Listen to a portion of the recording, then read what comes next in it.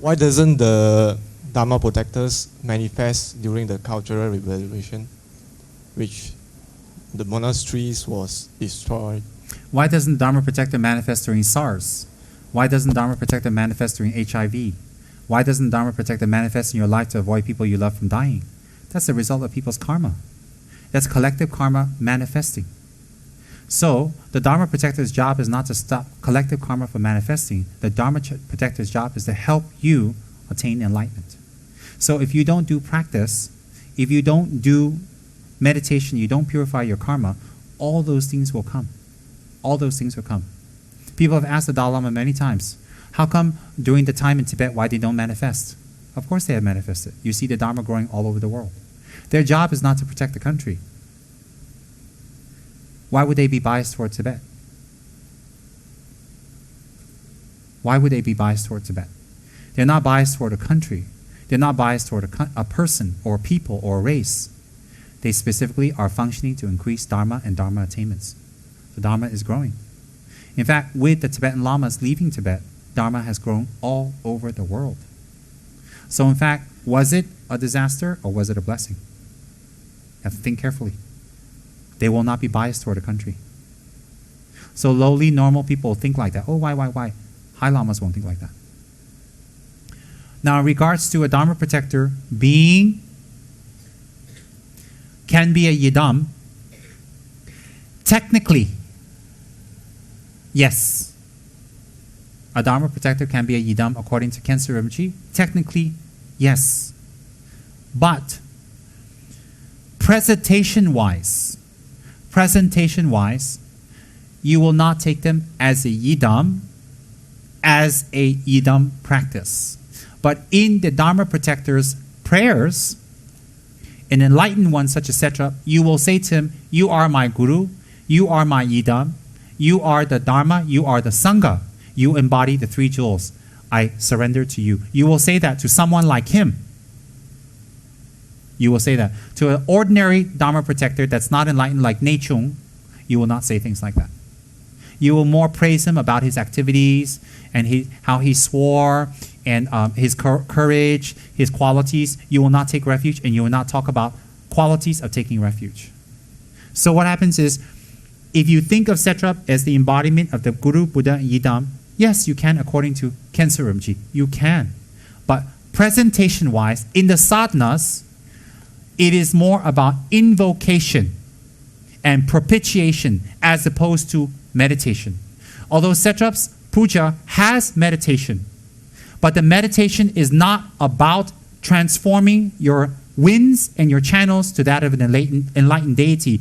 It is more in visualization to invoke the four energies, etc., to perform a certain activity.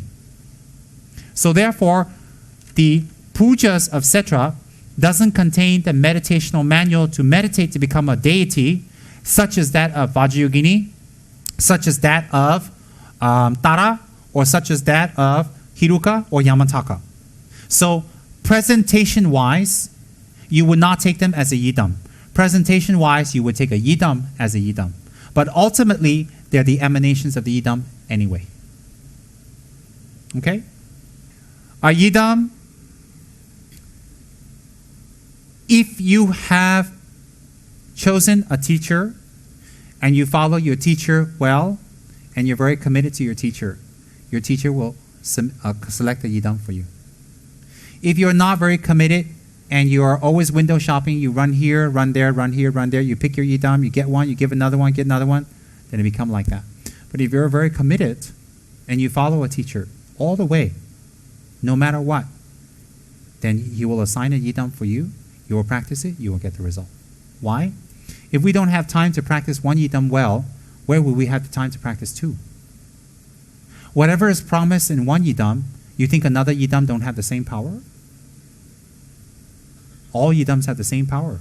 So if you follow a lama very well, you will not be running here and running there for this yidam or that practice. And if you have a lama, why would you want to choose your yidam? Why wouldn't you let your lama choose it? Why wouldn't you let someone who knows more than you choose what would be helpful for you on the spiritual path? It's like going on a tour to China. If I don't know China very well, I will follow the tour guide. Yes? If, Is that if we okay? haven't met our guru, then how? If you haven't met your guru, you don't have to say, this is my yidam, this is my yidam. Just take Buddha Shakyamuni and pray. Buddha Shakyamuni is wonderful. Then just recite his mantra. Oh yeah, that would be very good. You can take Buddha Shakyamuni and focus and visualize Buddha Shakyamuni, recite Buddha Shakyamuni's mantra, and you can obtain his praise. We have his praise here, and you can pray to Buddha Shakyamuni through his praise. That's wonderful. Or you can take Avalokiteshvara, focus on the form Avalokiteshvara, recite a lot of Om Mani Padme Hum. That's wonderful. Wonderful. So if you haven't met your guru, or you don't have a guru, you don't have a specifically assigned yidam, then which one should you pray to? Shakyamuni is fine. Avalokiteshvara is fine. And you recite their mantra. There's nothing secret. It's very beneficial. And you recite their praise. And what's very important is don't go for initiation. And don't run around for initiation. For most of you, when you go for initiation, finish your 4 preliminaries first. 100,000 water offering, 100,000 prostration, 100,000 Guru Yoga, 100,000 mandala offerings, 100,000 Vajrasattva. Finish that first. Do that every day. But it requires empowerment, right? It requires empowerment. No, it doesn't. It does not. Definitely not. That one even old ladies in a village do. Doesn't need. Mandala offerings, you don't need empowerment. Vajrasattva, you don't need empowerment. Prostrations, you don't need empowerment. Guru Yoga, you don't need empowerment. You just need to receive instructions on how to do it, and that's all. You don't need empowerment. And no vows. Okay? Yeah, thank you. Make it easy and simple. You're young, and you are studying, and you are investigating. Don't take a lot of commitments. Just do practices that entail no commitments at all. Take Shakyamuni and focus. Take Lama Tsongkhapa and focus.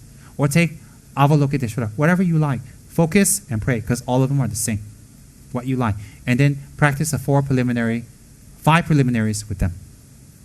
Meaning you can take Lama Tsongkhapa or Shakyamuni and do 100,000 prostrations towards them. Do your meditations in front of them. Do your praises to them. Do your confessions in front of them.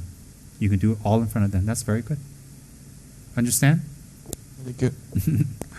I'm just wondering if we can have 2 or more Dharma protectors. Oh, of course we can.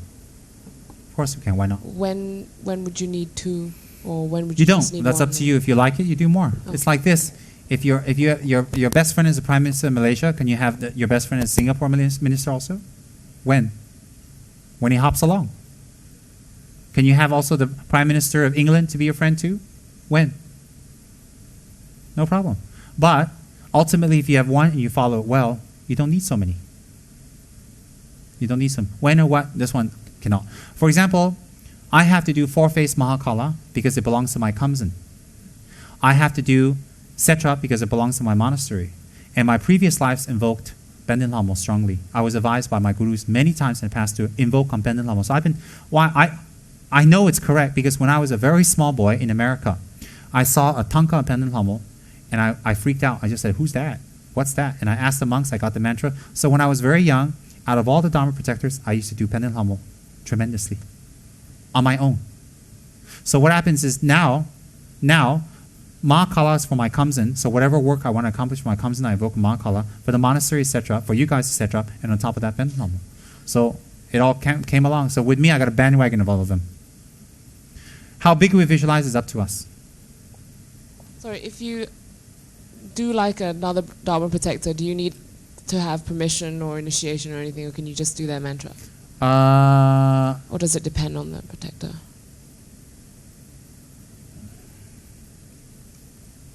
Enlightened protectors, it's all right. Worldly protectors, I wouldn't recommend running around and praying and reciting their mantras and stuff like that because you're already quite worldly. You don't need to add to your worldliness, do you? Yeah, so enlightened ones, like you want to do Benden Lhamo, you want to do Kala Rupa, you want to do Maka, it's okay. That's all right. Why? They're a Buddha. It's like saying, no, you can't pray to a Buddha, only that Buddha. Ridiculous. Good. Yes, Sharon?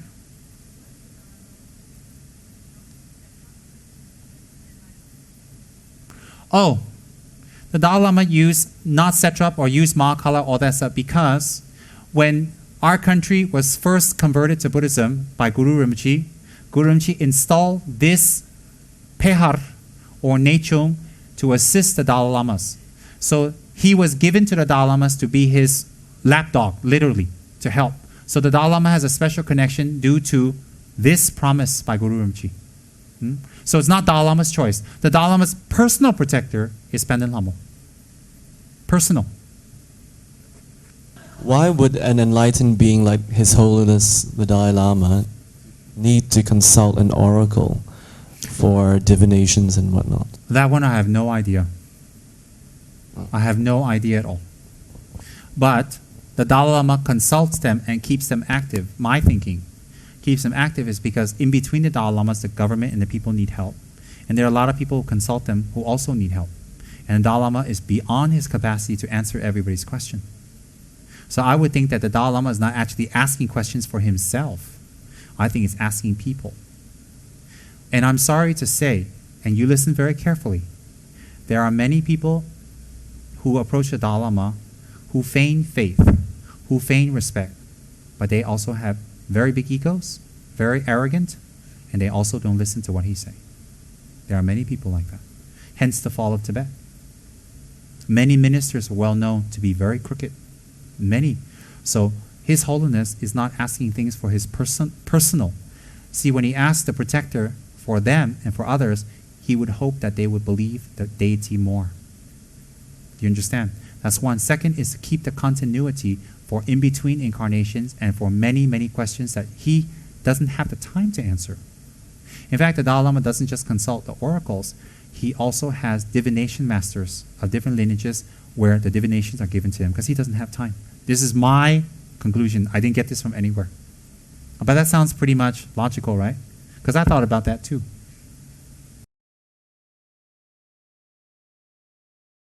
It represents remembering the purpose of doing Dharma, remembering the motivation to do Dharma is time is short, death and impermanence is around the block, and to meditate on death and impermanence, which will protect you from the three lower realms. Why is that? When you do the meditation of death and impermanence, you will realize your mortality. You will stop doing negative action. You will be more conscious about cause and effect. You will take refuge, do your meditations, transform your mind, become an enlightened being. So the skull on Satrap's diadem represents remembering the basis of us doing Dharma practice. Represents Buddha's holy body, all the Buddha's body qualities and all of our negative qualities. You invoke through Satrap to purify and to implant in you. Maha means great. Yaksha is the class of beings that he has manifested in. Yaksha is a class of being that he belongs to. Don't get me into the description because I haven't seen them. His class of beings, the way he looks, belongs to a type of being called Yaksha. So Maha Yaksha means one who's not an ordinary Yaksha, one that's enlightened already. Om Maha Yaksha Tsa, then what's the end? I forgot the mantra. Om Maha Yaksha Tsa, JP. Om Maha Yaksha Tsa Soha. Soha means come forth, give me everything that you represent, everything you can have, everything that you are embodied. Give to me, bring it forth, bring it on. Soha.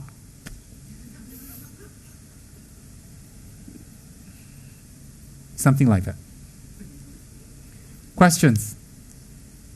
Actually, Om Maha Yaksha Tsa Soha embodies the whole energy of Satrap in the form of sound. When you invoke upon him, you can invoke him by body, by sound, by letter, by picture, in any way. Because he's an enlightened being, so he can change forms. Remember in ancient Greek mythology, Zeus seduced some of his lady friends in the form of a golden shower, or as a goose, or as a centaur. So similarly, if the normal gods can do that, definitely the enlightened beings can do that also. So what happens is that you're invoking his essence through that mantra, and that mantra is very, very powerful. Very, very powerful. Hold it well, do it well, and do it sacredly.